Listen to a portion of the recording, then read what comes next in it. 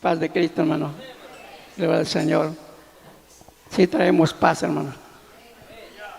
Gloria al Señor. Yo creo que es fundamental, ¿verdad? Es fundamental la paz del Señor. La paz de Cristo, gloria al Señor. Es la paz, hermano, la confianza, la esperanza, todo lo que viene de Dios es medicina. Es medicina para nuestro cuerpo. Es medicina, hermanos, para nuestra alma, gloria al Señor, ¿verdad? Porque imagínense siempre andar desesperados o siempre andar nerviosos. ¿Quién de los que están aquí es muy nervioso? 1, 2, 3, 4. Yo creo que de alguna manera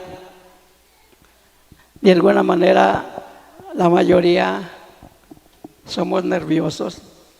Yo creo que es parte de nuestra humanidad. Es parte, hermanos, de nuestra humanidad. Pero le damos gracias a Dios, hermanos, que lo tenemos a Él. Tenemos al Señor, tenemos al Príncipe de Paz, tenemos al que todo lo puede, al que nos ha dado, hermano, no lo que merecemos, porque yo lo digo de mi parte, ¿qué merezco yo de Dios? Y lo que tengo por qué gloriarme, porque lo que tengo, o sea físico, o sea espiritual, es de parte del Señor. Tenemos con qué cubrirnos, tenemos que comer, tenemos que beber y estamos contentos con ello. Yo, hermano, estoy contento con el Señor. El domingo, creo que fue el domingo antepasado, hacía precisamente, hablaba tocante precisamente de las 3 cosas que son fundamentales en la iglesia. Y una de ellas hablaba precisamente de edificar, la otra exhortar y la otra consolar. Como siervos del Señor, hermanos, yo creo que debemos nosotros, los unos a los otros, ayudarnos, motivarnos. Pero haciendo precisamente un comentario, ¿verdad? Y quizá alguien, y lo voy a decir así concretamente, quizá alguien, hermano, ¿verdad? No esté de acuerdo en algo. Pero hay cosas, hermanos, fundamentales en las cuales debemos de estar de acuerdo. Hay cosas primordiales, hay cosas secundarias y hay cosas terciarias. Pero las cosas primordiales definitivamente son importantes en la iglesia. Son fundamentales en la iglesia. Y hacía precisamente el comentario tocante la edificación, lo primero, edificarnos. Y ahí va, hermanos, la restauración. Yo le digo, yo creo en la restauración. Definitivamente yo creo en la restauración bíblicamente. A veces quizás se pueda censurar sin entender. Yo por eso les he dicho, una prédica, hermanos, para poder decir amén, tiene que concluirse.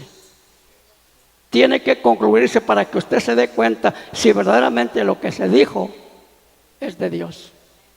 Lo que se predicó es de Dios. Porque si yo le digo, porque de tal manera amó Dios al mundo que ha dado a su Hijo unigénito para que todo aquel que en él que no se pierda, mas tenga vida eterna, y les digo, ¿cuántos dicen amén? Ahora, ¿será necesario que yo les diga que digan amén si es verdad? No es verdad. Pero si yo agarro un tema y consideramos ese tema, al final usted puede decir amén o no puede decir amén. Pero una de las cosas fundamentales es que hay que estar atento, ¿no? Hay que estar atento. Poner atención a la palabra del Señor. Yo creo en la restauración. Yo Yo creo en la restauración, pero no en la restauración al 100%, porque el único que puede hacer las cosas es Dios. Él es soberano. Lo que yo aparentemente pueda condenar, lo hago yo, porque aquel que juzga es Dios. Hay 3 palabras que creo yo que la mayoría no las hemos entendido.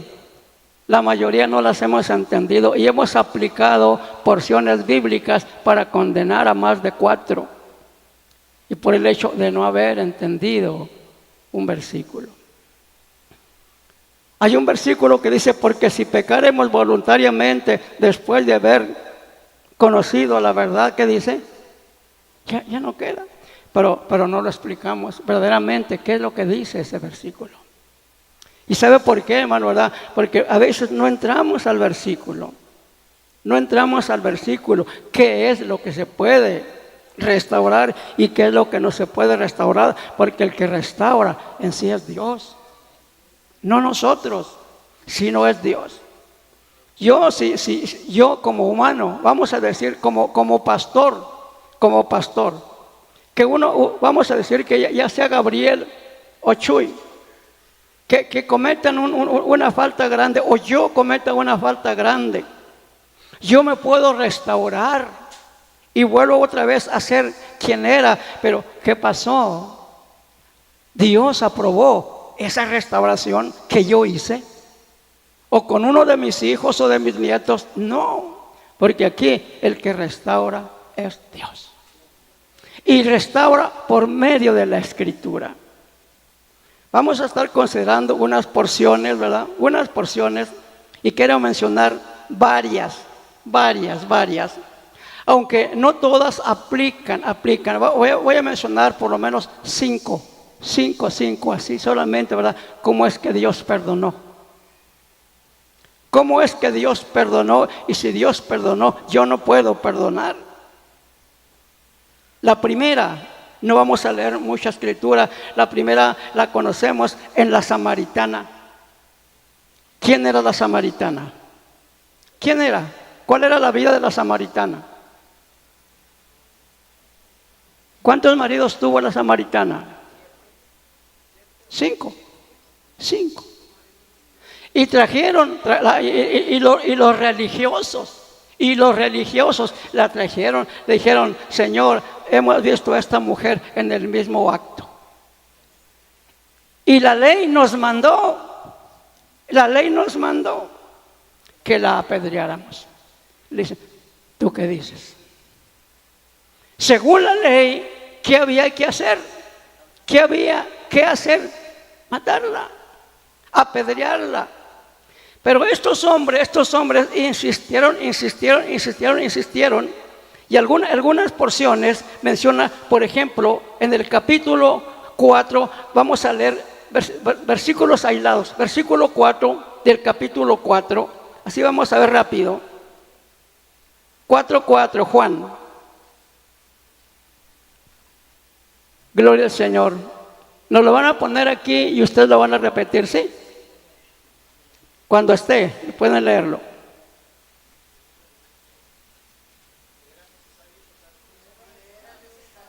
¿Le era necesario qué? ¿Por qué le era necesario pasar por Samaria? Porque ahí iba a acontecer algo. Algo para nosotros, para una mujer y para la humanidad, principalmente para los samaritanos, algo grande. Le era necesario pasar por Samaria porque tendría sed, porque ahí en Samaria había un pozo, o que había algo más. Había algo más. Allí había una mujer samaritana. Sí, esta mujer samaritana, dice el versículo número 15, capítulo 4, versículo 15. ¿Cómo dice?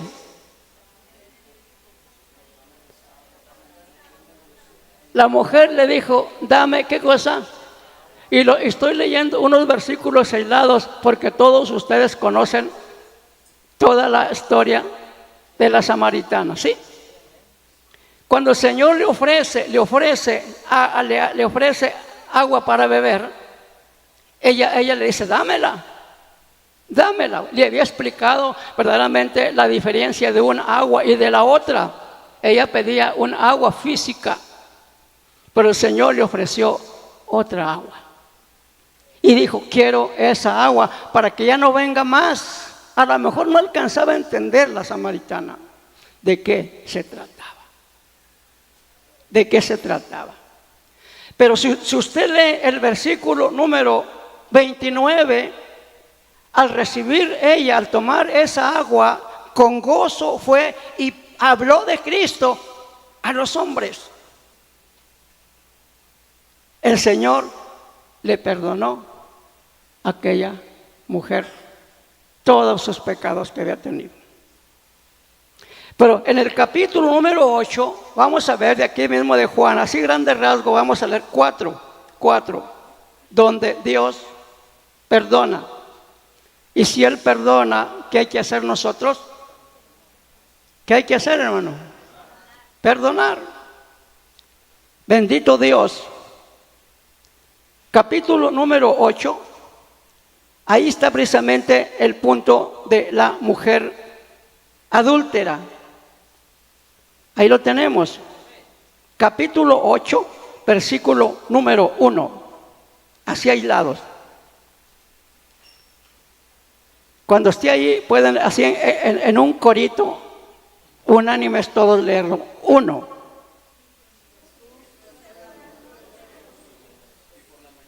Y Jesús, 8:1. Jesús se fue al monte de los olivos. Y luego dice, por la mañana, ¿a dónde? Fíjese bien, el problema del religioso. Allá, con la samaritana, ¿quién acusó a aquella mujer? Los religiosos. Aquí, ¿quién acusa a esta mujer? Los religiosos, porque el problema va a ser por el templo. ¿Quién está en el templo? Los religiosos.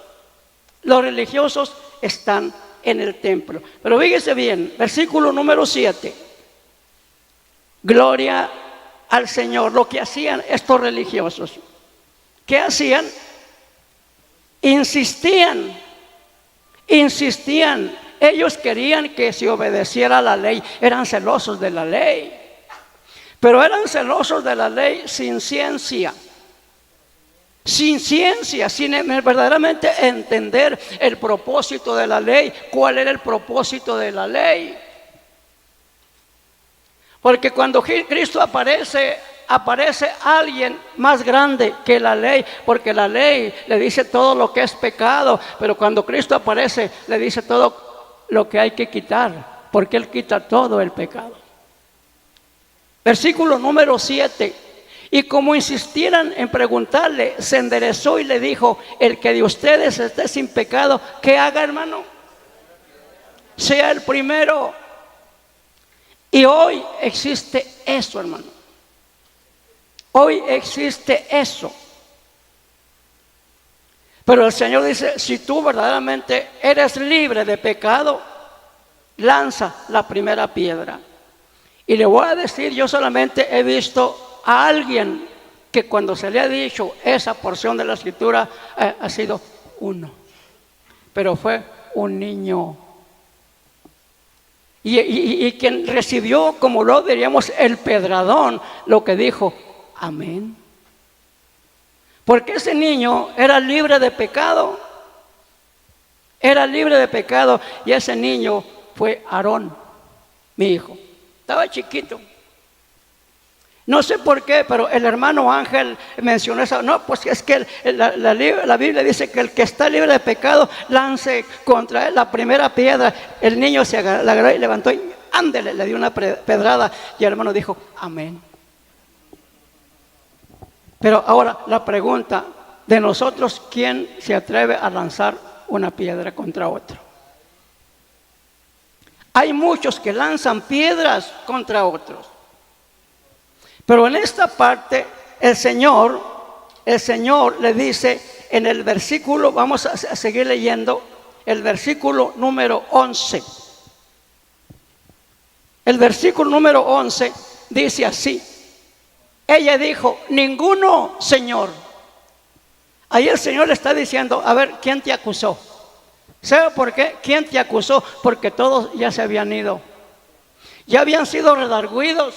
Ya habían sido redarguidos.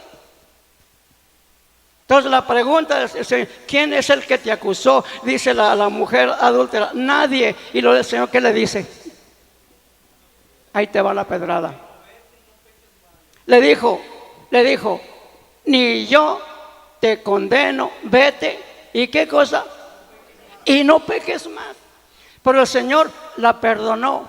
Pero yo me puedo basar para justificar, vete y no peques más.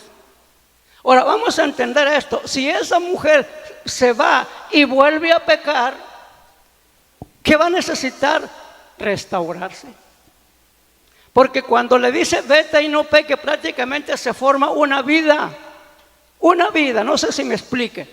Se forma una vida, una forma diferente de vivir, una forma diferente de conducir, conforme a lo que el Señor le dijo, vete y no peques más. Pero en caso de que ella cometiera una falta, esa mujer necesitaría restaurar. Ahora, el único que la podría restaurar sería el mismo Señor. No usted, no yo. Si nosotros no podemos de alguna manera restaurar, vamos a decir, restaurar no solamente a un puesto, a un ministerio, sino restaurar con Dios. ¿Quién es el que debe de restaurar? Es Dios, pero el problema está en la persona que quiera restaurarse con Dios. Que reconozca su error, reconozca su problema y le pida perdón a Dios. Y lo demás es cosa de Dios. Ya dependiendo lo que haya hecho. Hay otra porción. David. ¿Cuál fue el problema? ¿Cuáles fueron los 3 pecados de David? 3. El número 1, ¿cuál fue? Adulterio. El número 2, mató. El número 3, censó al pueblo. Y los 3 fueron pecados. Ahora la pregunta es, ¿el Señor le perdonó, sí o no? El Señor le perdonó. Y el por qué yo no sé, pero ahí dice que le perdonó. Yo puedo sacar conjeturas, pero para apuntar con el dedo y aventar la piedra. El Señor lo perdonó. Aunque David tuvo que pagar el precio. Dio juicio, yo creo que fueron 3 juicios, ¿sí? El hombre que pecó tiene que pagar 3 tantos. Pagó 3. Una oveja, tiene que regresar 3. Tomó 2 ovejas, tiene que regresar 5. Un juicio que salió de su boca. Y conforme al juicio, tuvo que ser juzgado. Pero Dios lo perdonó. Y con esto que estoy diciendo, no estoy diciendo para que cometamos lo que cometamos y sigamos haciéndolo, como vamos a ver ahorita en la Escritura. Que se han mal interpretado algunos versículos, y por esos versículos condenan a medio mundo. ¿Quién vive, hermano? David. Bendito sea el nombre del Señor. En el capítulo número 5 hubo un caso de fornicación, ¿sí? Un hombre que se acostaba con la mujer de su padre y la iglesia lo miraba y no hacía nada. Tenía que hacer algo, porque siempre hay cosas que hacer. Yo lo he dicho, el fin de todas las cosas se acerca. Si se acerca, ¿qué debo de hacer? Estarme sentado esperando, no, algo hay que hacer. La iglesia tiene que ser una iglesia de visión en nuestros hijos, en nuestros nietos. Cuando andan cometiendo errores, tenemos que ver que el día de mañana algo les va a pasar. Definitivamente algo hay que hacer. Algo hay que hacer. En 1 Corintios capítulo número 5 había un muchacho que se acostaba con su madrastra y era pecado, porque la paga del pecado es muerte. Por cuanto todos pecaron y están destituidos de la gloria del Señor, siendo, ¿por quién? Por Cristo, siendo renovados, siendo perdonados, siendo salvados por Cristo, siendo libertados. O sea que la palabra, hermano, de perdón de alguna forma es liberar. Que se olvide, que se olvide. Hay una porción, dice, bienaventurado el que no se condena con lo que aprueba. No robes, pero robas. No mientas, pero mientes. No hagas esto, pero lo haces. Se está condenando a sí mismo. Vamos a ver cuál es nuestro deber. ¿Cuál es nuestro deber? Y poder entender que sea Dios. Dios es amor, usted debe de amar porque tiene a Dios en su corazón. Aunque Dios es fuego consumidor, pero eso lo va a hacer Él, no usted, no yo. Capítulo número 5, 1 Corintios. Cristo vive, hermano. Capítulo número 5. Vamos a leer versículo número 1, 3 y 5 y 6. Alábenle. 1. De cierto se oye que hay entre ustedes, ¿qué cosa? Fornicación, y tal fornicación que ni aún se nombra entre los gentiles, tanto que alguno tiene, ¿qué cosa? A la mujer de su padre. Era un pecado grande que dice que ni siquiera en el mundo se hacía. Bueno, a eso lo dice el apóstol. Pero, ¿qué dice el versículo número 3? Mire, hermano, hay cosas, mencionó ahorita, de 3 palabras que las juntan. Cuando ven la palabra juicio, no hacen diferencia de qué se está tratando. Versículo 3. Ciertamente, yo como ausente en cuerpo, pero presente en espíritu, ya como presente, ¿qué dice? He juzgado. No dice voy a juzgar. No, he juzgado. He declarado un juicio. He declarado un juicio. Pero este juicio es diferente a otros 2 juicios que vamos a ver en la Escritura. Este es una palabra crino. Una palabra crino. Que esa palabra crino es cuando se va a hacer algo para que acontezca algo. Dice, he juzgado el tal que cosa sea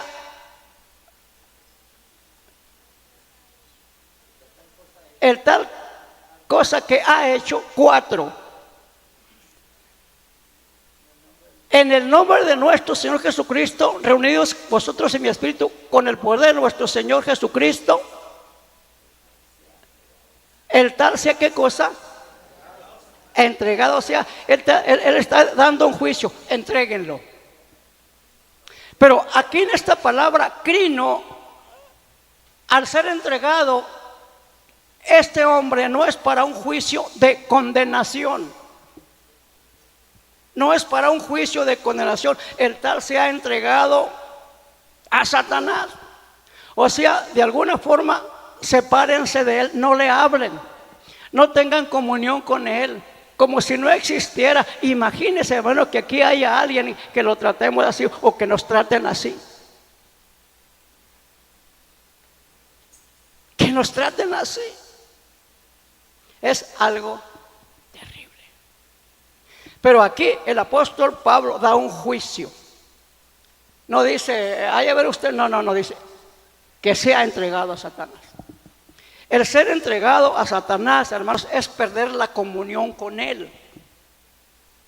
Es perder la comunión con él. Ya no hay comunión en la iglesia con él. Ya no hay comunión con él.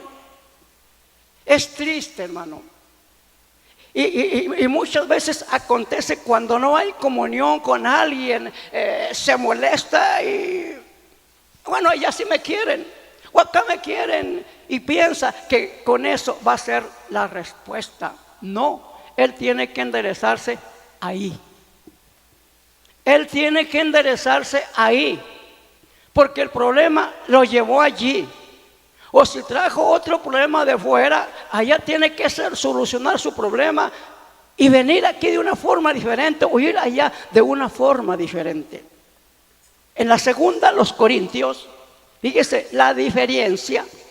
Capítulo número 2, vamos a leer unos versículos también aislados.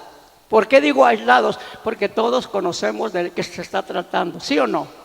Todos sabemos de qué se está tratando. Segunda, los Corintios, capítulo número 2, versículo número 5.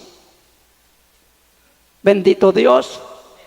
Dice así: pero si alguno me ha causado tristeza, aquí el apóstol Pablo está hablando de una tristeza, de un dolor que tiene y debe de existir de alguna forma en nosotros, un dolor por alguien o por algo.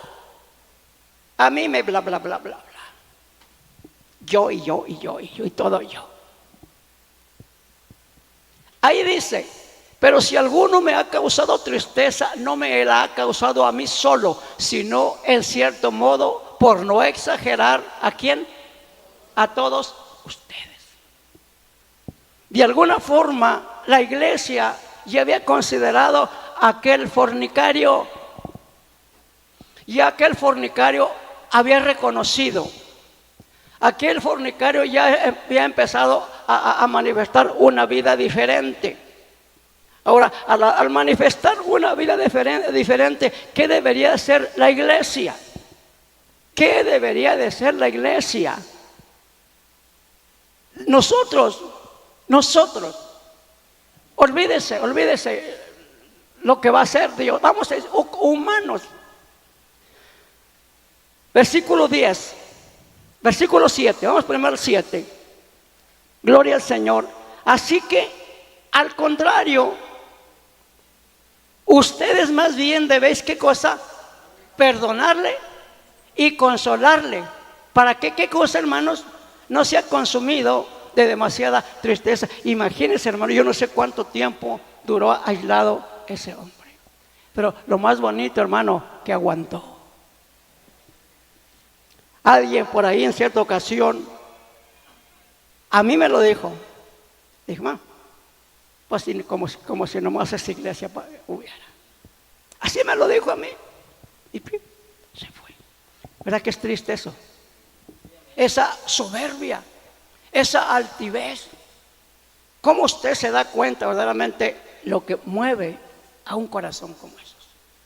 Aquí dice: así que al contrario, vosotros más bien debíais perdonarle y consolarle para que no sea consumido de demasiada tristeza. Versículo número 10. Y al que ustedes perdonen, ¿qué dice? Yo también, porque también yo lo que he perdonado, así hago. Si algo he perdonado por ustedes, lo he hecho en presencia de quién, hermano. No es de nosotros, no es de nosotros. La presencia de Cristo, el amor de Dios, hacer lo que está de nuestra parte. No aventar pedradas. No aventar pedradas. Y qué bueno que aquí no hay, porque si no, a la más de 4 ya nos hubiéramos aventado pedradas. En esta parte pasa eso. Pero alguien puede decir, sí, pero fulano y sultano y mangano. Alguien puede decir, pero es que a Saúl no lo... ¿Por qué? Porque no se arrepintió. Que ni a Salomón, porque no se arrepintió. Y puedo mencionar muchos en el Antiguo Testamento. ¿Por qué? Porque no se humillaron. Pero el que se humilló, Dios tuvo misericordia.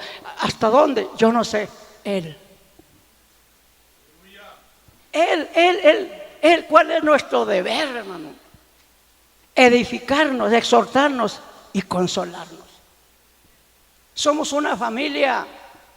Somos una familia. ¿O no? Somos la familia y la familia de Dios. Yo tengo 2 hijos. Tengo, ¿cuántos nietos? 4. ¿Cuántos bisnietos? 3. Somos una familia. Aunque ya cuando se casan ya es otra familia.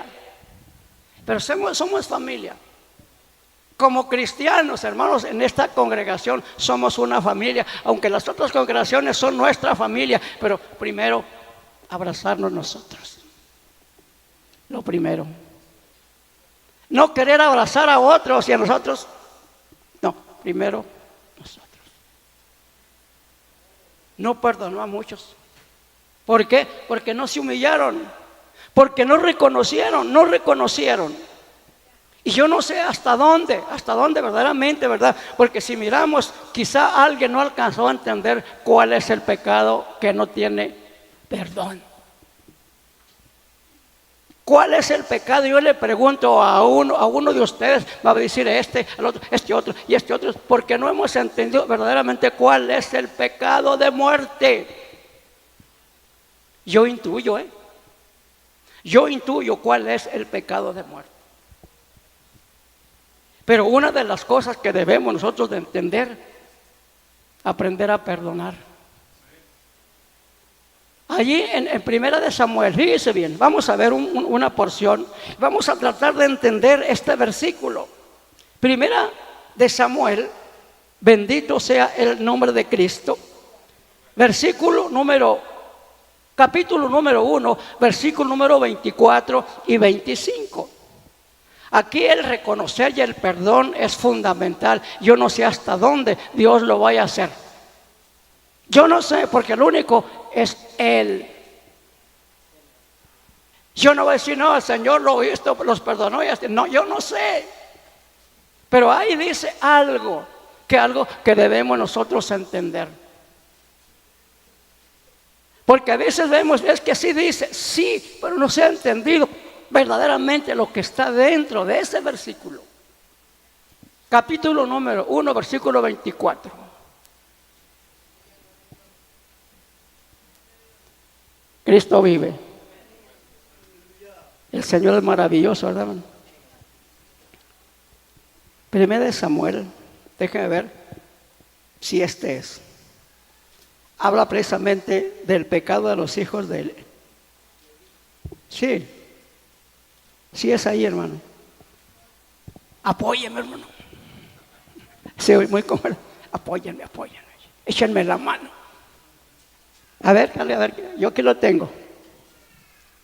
2, capítulo 2, versículo. Fíjese bien. Se diga, ¿verdad?, que somos ayudas idóneas. Dios bendiga a nuestro hermano. Segunda de Samuel, capítulo número 2. Vamos a ver lo que dice el texto, o lo que aparentemente dice según la letra. Aleluya. ¿Es qué? A Primera de Samuel 2. Ya me había brincado, hermanos. Sí. Pero vamos a leer el versículo número 24 y 25. Conocemos nosotros todo el acontecimiento, ¿sí? Todo lo conocemos. Vamos a leer 24. No, hijos míos, porque no es buena fama la que yo oigo, pues hacéis pecar, ¿qué cosa? Al pueblo del Señor. Predicadores podemos hacer que el pueblo peque al decirles algo que no es, que estén haciendo algo que no es, pero porque lo dice fulano. Pero aquí le está diciendo Samuel a sus hijos: no, hijos míos, Qué bueno que verdaderamente como padres eso le dijéramos a nuestros hijos. Pero hay hijos como estos hijos que no hacen caso a sus padres. El deber de un pastor, el deber de un pastor que sepa gobernar su casa. Pero si ninguno puede gobernar su casa, solamente yo. Que sepa gobernar su casa y que tenga a sus hijos en sujeción, porque el que no sabe gobernar su casa, ¿cómo cuidará de la iglesia? Gobernar, hermanos, es ir adelante. La responsabilidad, porque el pastor tiene la responsabilidad de guardar la doctrina. Los que predicamos aquí, hermano, yo lo digo, yo soy el pastor. Si alguien predica en contra de lo que yo predico, cuidado con él. Cuidado con él. Y si algo predico yo diferente, que hable conmigo, que no lo comunique a la iglesia. Hable conmigo. Vamos nosotros a ver, porque yo puedo estar mal. No. Somos, hermanos, guardas. Pero en esta parte dice, vamos al 24 y luego regresamos al 25. Vamos al 25. No, hijos míos, porque no es buena fama la que yo oigo, pues hacéis pecar al pueblo del Señor. Versículo 25. Si pecar el hombre contra el hombre, ¿qué dice? Los jueces le juzgarán. Los jueces. Si pecare contra Dios, ¿qué dice? ¿Quién rogará por él? Pues solo Dios. Si alguien peca contra Dios, pues, y vamos a ver lo que dice el versículo. El original, hermano, el original está, si pecar el hombre contra el hombre, los jueces le juzgarán. Está la palabra jueces, la palabra Elohim. Aquí en esta parte, y por lo menos en 4 partes diferentes, a los jueces Dios les llama dioses. Ellos. Pero aquí está la palabra juzgar. La palabra juzgar es la palabra hebrea palal. ¿Qué significa la palabra palal? ¿Qué significa? Condenar, censurar. No. Aquí la palabra palal significa que como nosotros vamos a ser como jueces, o cuando hay un problema, una de ellas es interceder, es orar, es pedir, es ayudar.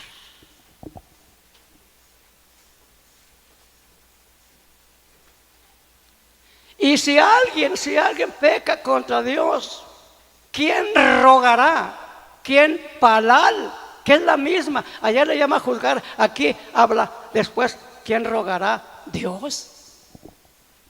Quiere decir que si alguien peca contra Dios, Dios va a rogar por él. Yo no alcanzo a entender cómo se puede explicar más amplia esto. ¿Cómo se puede explicar más esto? Por ello, hermano, nuestro deber es ayudar.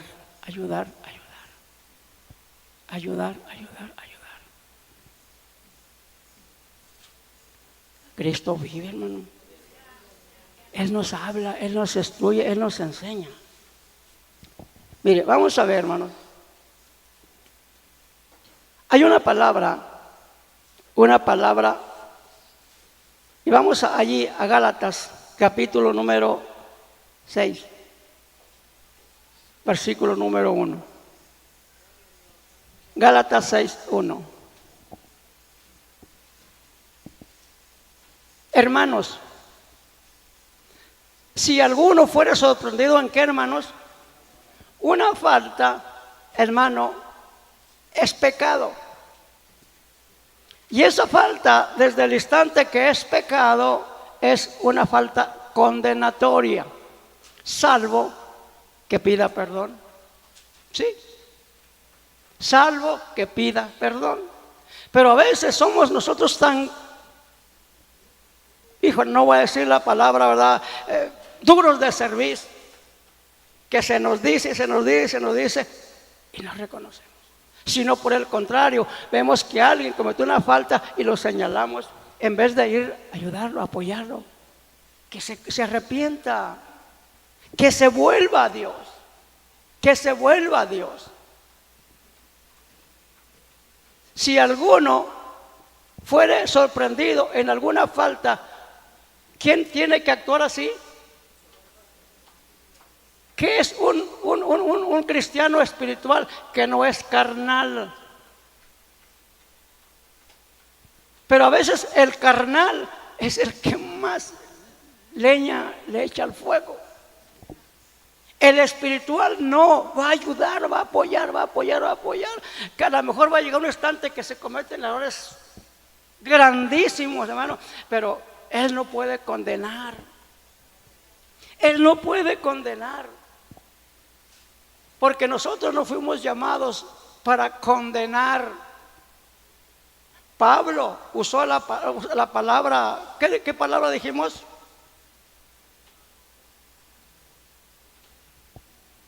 Crino. Él sí declaró un juicio, un crino se ha entregado. Pero no como el juicio de condenación, no un juicio de condenación. El tal se ha entregado a Satanás para que cuando es entregado algo suceda, algo suceda.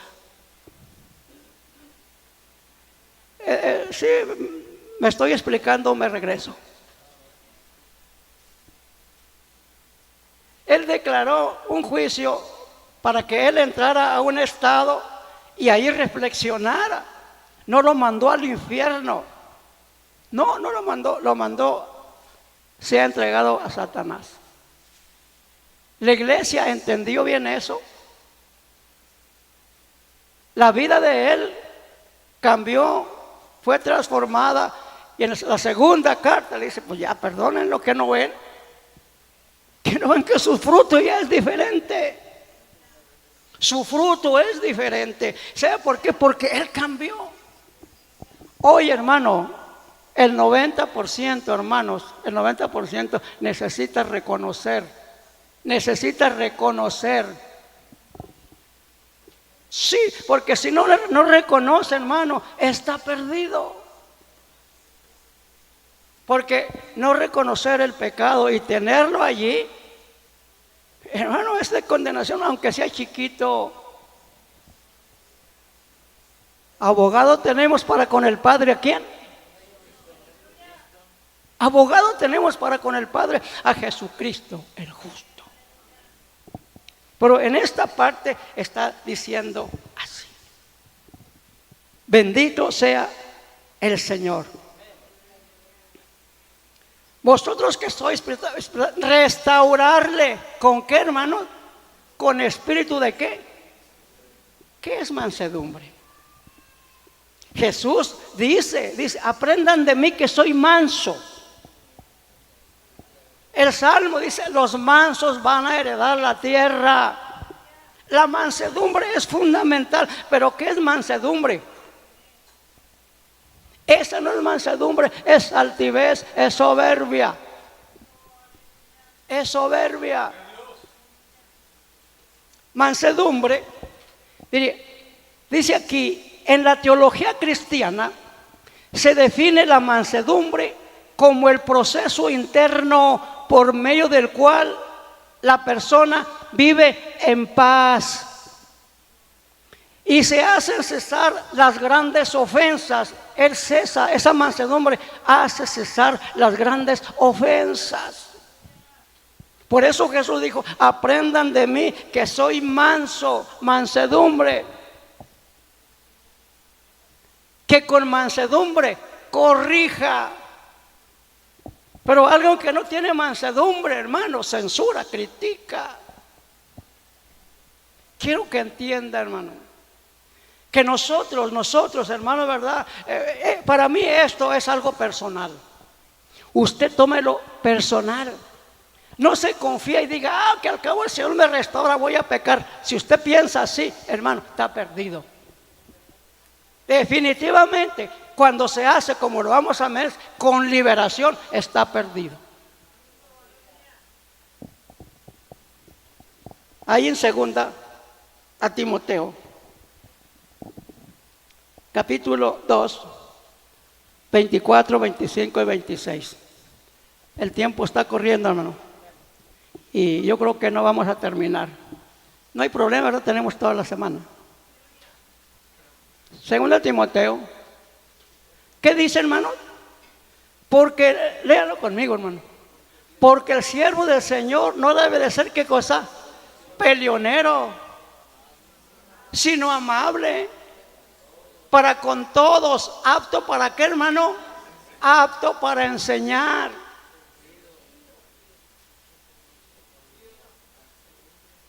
Sufrido, que con mansedumbre, ¿qué cosa? Corrija a los que se oponen, por si quizá Dios les conceda que se arrepientan para conocer la verdad. Esto lo está hablando en la iglesia, hermano, no allá afuera. La iglesia de los Corintios. ¿Quién era la iglesia de los Corintios? Y aún como era la iglesia de los Corintios, hermano, ¿verdad? Criticaba a Pablo.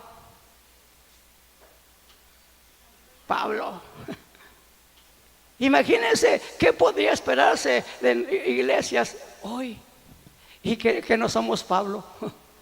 Dijo un apóstol moderno, yo soy más grande que Pablo. Así lo dicen los apóstoles de ahora, hermano, somos más que Pablo. Pero ahí dice así, que con mansedumbre corrija a los que se oponen, por si quizá Dios les conceda que se arrepientan para conocer la verdad. Claro que existe la apostasía, existen pecados, hermanos, que no tienen perdón, pero yo hago la pregunta, ¿cuál es? La blasfemia contra el Espíritu Santo no tiene perdón. Jesús dice el mismo Señor, si usted peca, si blasfema contra el Hijo del Hombre, es perdonado, pero contra el Espíritu Santo, no. Ahorita Jesucristo es el Espíritu Santo. Segunda a los Corintios 3:17, porque el Señor es el Espíritu y es santo. No espíritu con letra minúscula, no, es con mayúscula. Y con letra mayúscula solamente hay un espíritu, que es el de Dios. Mire, vamos a ver ese versículo. Podríamos seguir viendo esto, pero no quiero dejar pasar por esto. Hebreos, capítulo número 10. Un versículo mal usado. Capítulo número 10. ¿Y sabe por qué, hermano? Porque no estudiamos verdaderamente, como buenos predicadores, tener un buen diccionario y tener por lo menos otras 2 o 3 versiones diferentes a las que nosotros tenemos. La Reina Valera, hermano, tiene muchas dificultades que no las podemos. A lo mejor en sí el versículo no está mal, pero hay palabras, hermanos, que podemos entenderlas mejor en otras versiones. ¿Qué dije? ¿Hebreos qué?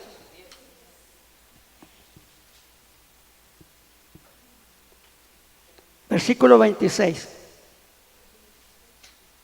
Fíjese bien, vamos a usarlos así solo.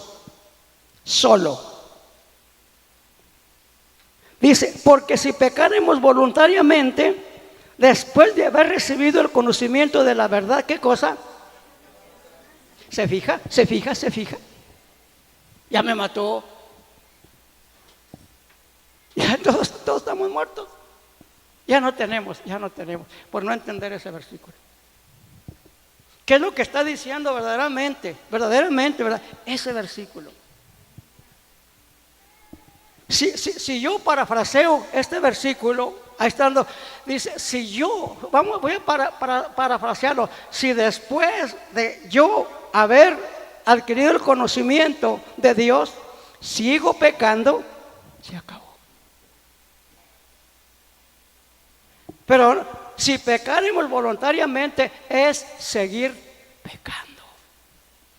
Eso es lo que está diciendo este versículo. Y vamos a ver que los contextos nos digan que este versículo sí tiene perdón. Así a secas, no. Pero si lo entendemos como verdaderamente dice, no. Vamos a seguir leyendo. Versículo 27, sino una horrenda expectación de juicio, de hervor, de fuego, que ha de devorar a quién. Y luego fíjese en lo que dice así: el que viola la ley de Moisés por el testimonio de 2 o de 3 testigos, ¿qué dice? Muere irremisiblemente. Versículo 29, ¿cuánto mayor castigo pensáis que merecerá el que pisoteare al Hijo de Dios y tuviere por inmunda, ¿qué cosa? La sangre del pacto, en el cual fue santificado e hiciere afrenta a qué, hermano, al Espíritu Santo. O sea, esto, hermano, si continúa en nosotros, estamos perdidos. Estamos perdidos. Pero el versículo 26 dice así, y lo parafraseo, porque si leemos otras versiones y leemos la original, en el idioma original, eso dice: si seguimos pecando, si seguimos practicando, eso quiere decir, si después que fuiste salvo, sigues practicando el pecado, estás perdido. Estás perdido. Esto es lo que dice ese versículo. Ahora, ¿qué dice Hebreos capítulo número 6? Y vamos a ver también sus contextos. Ahora, con esto yo no estoy diciendo para que usted y yo al cabo después nos arrepentimos. No. Desde el instante que tenemos a Cristo en nuestro corazón, dice Juan, el que es nacido de Dios no practica, no que no vivimos, no seguimos viviendo en el pecado. Claro, hay pecados capitales que quisiéramos prácticamente no cometerlos, porque un pecado capital solamente Dios. Si el hombre pecare contra el hombre, los jueces, si alguno pecare contra Dios, ¿quién? Esta palabra, los jueces le juzgarán. Esa palabra es interceder, orar, poder, ayudarlo, motivarlo, sacarlo, hacerlo que se arrepienta, que se torne de esa maldad. Hebreos capítulo 6, el tiempo se ha ido, ya se fue. Capítulo número 6, o le dejamos pendiente para no robar este tiempo. Lo vemos de una vez. No le hace que vayamos unos 10 minutos después de la 1. Porque si me robo o tomo 5 minutos, pues el que va lo que sigue, pues los va a agarrar, porque le tocan a él 20. Vamos a ver. Dice así: por tanto, ahí estamos, 6:1. Por tanto, dejando ya los rudimentos de la doctrina de Cristo, vamos adelante a la perfección, no echando otra vez el fundamento de arrepentimiento de obras muertas de la fe en Dios, de la doctrina de bautismos, de la imposición de manos, de la resurrección de los muertos, del juicio eterno. Y lo dice el 3. Y esto haremos si Dios en verdad, ¿qué dice? Lo permite. Versículo 4. Porque es imposible que los que una vez fueron iluminados y gustaron el don celestial y fueron hechos participantes del Espíritu Santo y asimismo gustaron de la buena palabra de Dios y los poderes del siglo venidero, ¿qué cosa? Y recayeron, ¿qué cosa? Sean otra vez, ¿qué cosa? Renovados. Esta palabra y recayeron. Quiere decir que cayeron una vez, pero volvieron a caer. Y esto no es para que caiga y me levanto, caiga y me levanto, sino somos chapulines, hermano. No somos chapulines. Hay cosas que no están en nosotros, que son solamente en Dios. Aquí dice, versículo número, recayeron, ¿cuál es el versículo? 6. Y recayeron, sean otra vez renovados para arrepentimiento, crucificando de nuevo para sí mismo al Hijo de Dios y exponiéndole a qué. Ese es el problema, hermano. Israel, cuando salió, hermanos, cuando fue llevado, su testimonio era pésimo. Y por su testimonio tan pésimo, el nombre de Dios era blasfemado. Por su testimonio pésimo, el nombre de Dios era vituperado. ¿Qué hay que hacer? Apoyar. Y esto lo digo en el caso de nosotros. No persistir en la maldad. No persistir en el error. No persistir en la forma de vida. Ya basta el tiempo que vivías en otro tiempo de esta forma. Ya no. Hay un versículo, hermano, que vamos a ver, que a veces se mal usa. El Señor es bueno, ¿sabía usted, hermano? Ahí en San Mateo 7, del 1 al 5.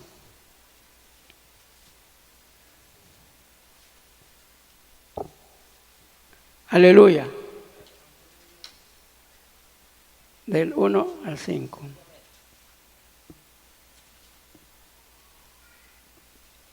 Dice así: no juzguéis.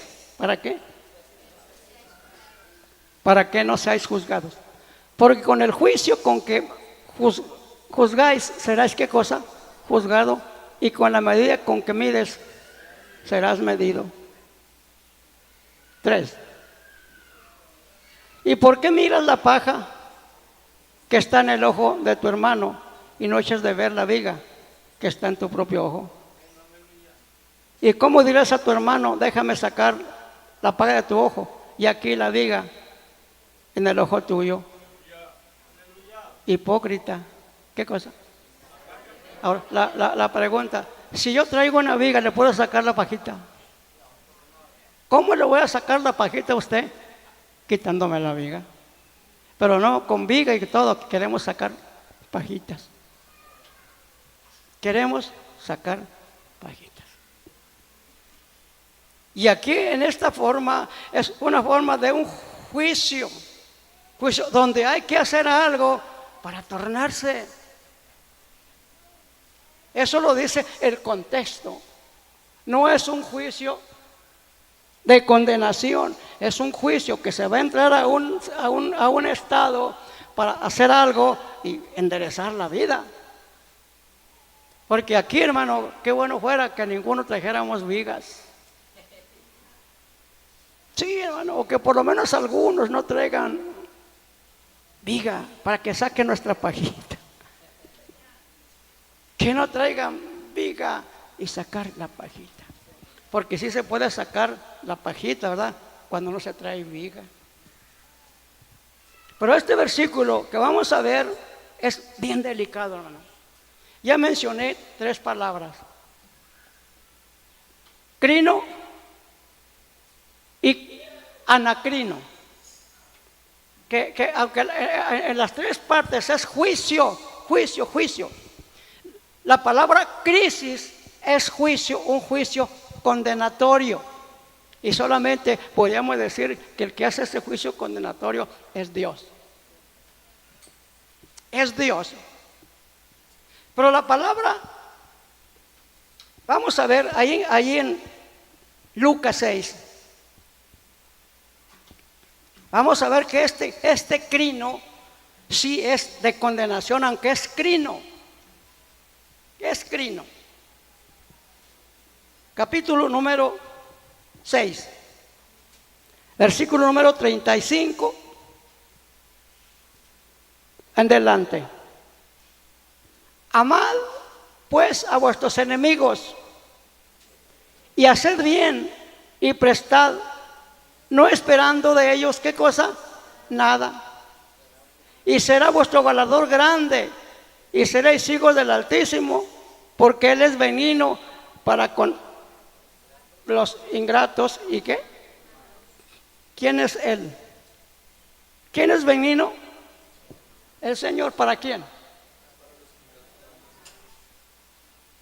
Usted no, Dios sí. Pero sigue diciendo el versículo que sigue: sed pues, ¿qué cosa? Misericordiosos, como también vuestro Padre, ¿qué cosa? Es misericordioso. No juzguéis, ¿y qué cosa? Y no seréis juzgados. ¿Y lo que dice? No condenes, ¿y qué cosa? Y no serás condenado. Perdonad, ¿y qué cosa? Y seréis perdonados. 38. Dad y se os dará. Y ya, a ver, otra cosa. O sea que a veces nosotros condenamos a alguien. No juzgues con un juicio de condenación por el hecho de no entender los textos. Por el hecho de no entender los textos. Nuestro deber, hermano, es orar, pedir por los peores del mundo, pedir, hermano, ¿cómo está viviendo México ahorita? Muy mal. Nuestro deber es orar por los gobernantes, que oremos los unos por los otros, que nos apoyemos, que nos ayudemos, hermanos, los unos a los otros. Ahorita que se cantó ese canto, el rey ya viene. ¿Cuántos creen? Dice la trompeta. ¿Cuál es la trompeta? Sí, esa es la trompeta. Es la palabra. La trompeta es la palabra de Dios. Es el evangelio de Dios. Cuando nos damos cuenta verdaderamente, hermano, verdad que esa segunda, la segunda venida del Señor Jesucristo está muy cerca, nos lo está diciendo Dios por medio de su palabra. ¿Qué tenemos y qué debemos de hacer? Ayudarnos, apoyarnos los unos a los otros, no con juicios condenatorios, sino, mire, al templo necesita restaurarse. Mire qué poquito. Ahí está una manchita. ¿Qué hay que hacer? Un brochazo y se acabó. ¿Qué es esto? Llegó un momento, hermano, que ya es ruina. Que ya es ruina. Hay cosas que ya no se pueden hacer, pero algo hay que hacer nosotros. El Señor viene, hermano. Y debemos de estar contentos. Yo creo, hermano, que dice, cuando mires estas cosas, levanta tus manos. Pasen, hermano. Levanta tus manos al cielo, porque tu redención está cerca.